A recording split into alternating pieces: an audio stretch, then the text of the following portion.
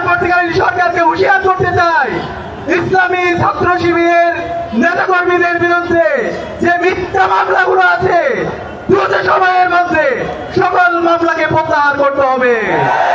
ইসলামী ছাত্র শিবিরের ঢাকা বিশ্ববিদ্যালয়ের প্রতিষ্ঠাকালীন সভাপতি আমাদের সকলের প্রিয় এটিএম আজহার ভাইকে দ্রুত সময়ের মধ্যে মুক্তি দিতে হবে।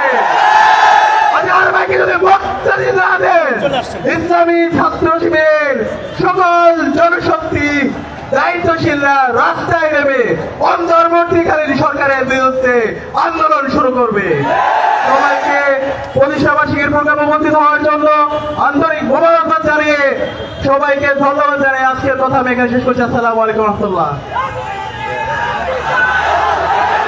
সম্মানিত উপস্থিতি, এবারে বক্তব্য নিয়ে আসার জন্য অনুরোধ করছি বাংলাদেশ ইসলামী ছাত্র শিবিরের আন্তর্জাতিক সম্পাদক মোতাসিম বিল্লাহ শাহিদী ভাইকে। আসসালামু আলাইকুম রহমতুল্লাহ। বিসমিল্লাহির রহমানির রহিম।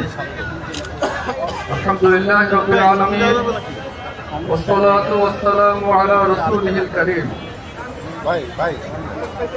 বাংলাদেশের স্বাধীনতা সার্বভৌমত্বের অতন্দ্র প্রহরী, বাংলাদেশের সচেতন ছাত্র সমাজের প্রিয় সংগঠন বাংলাদেশ ইসলামী ছাত্র শিবিরের ৪৮তম প্রতিষ্ঠা বার্ষিকীর আজকের এই র্যালি উত্তর সমাবেশে উপস্থিত সম্মানিত সভাপতি, সম্মানিত অতিথিবৃন্দ এবং প্রিয় উপস্থিতি, গত দীর্ঘ ১.৫ দশক ধরে আমরা ফ্যাসিবাদের করাল গ্রাসে নিপতিত অবস্থায় আমাদের প্রতিষ্ঠা বার্ষিকীগুলো উদযাপন করতে হয়েছে।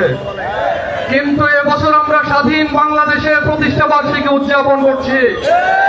আমরা মূলত আল্লাহ রাব্বুল আলামিনের সেই ঘোষণারই বাস্তবায়ন দেখছি, যেভাবে আল্লাহ তাআলা সূরা আলে ইমরানে বলেছেন, ওয়া মাকারু ওয়া মাকারাল্লাহ ওয়াল্লাহু খায়রুল মাকিরিন। তারা ষড়যন্ত্র করে কিন্তু আল্লাহ কৌশল করেন, আল্লাহই হচ্ছেন সর্বোত্তম কৌশলী। আজকে আমরা দেখছি ফ্যাসিবাদ দীর্ঘদিন ধরে ছাত্র শিবিরকে দমিয়ে রাখতে চাইলেও আল্লাহর কৌশলী বিজয়ী হয়েছে।